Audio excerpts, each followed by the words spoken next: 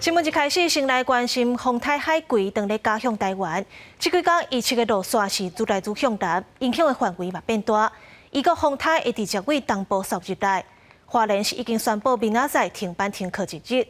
若台东县发布公告，讲民众若走去管制水域或者是岸边，上当会罚25万。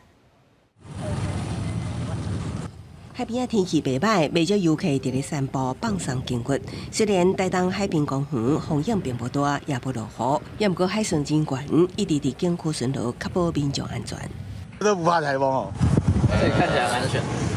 海葵风台渐渐靠近台湾，台东来回南苏甲绿岛的客轮全部停航。护港期间也会当看到真侪渔船入港避风。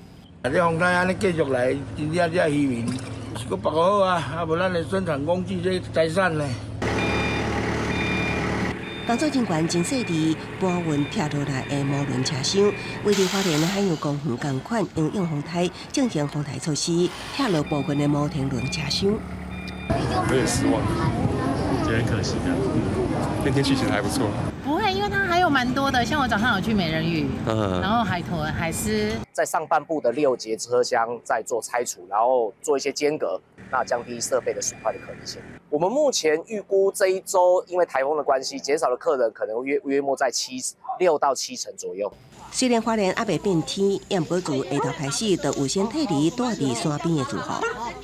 天气还蛮好，但是我要等那个司机回来弄好，我关一关。明天礼拜日放假嘛，我就会去我儿子那边的。这次直扑花东后，我想可能风雨会非常的大后，那我们这个部分会强制的来，因为这个是攸关人命。当时金江会规不少游客拢会前往赤谷山甲立石石山赏花。警方也去山顶看到，下昼5点过了后，会强制予游客落山，避免暗时风雨变大了后会带来安全上的顾虑。记者综合报道。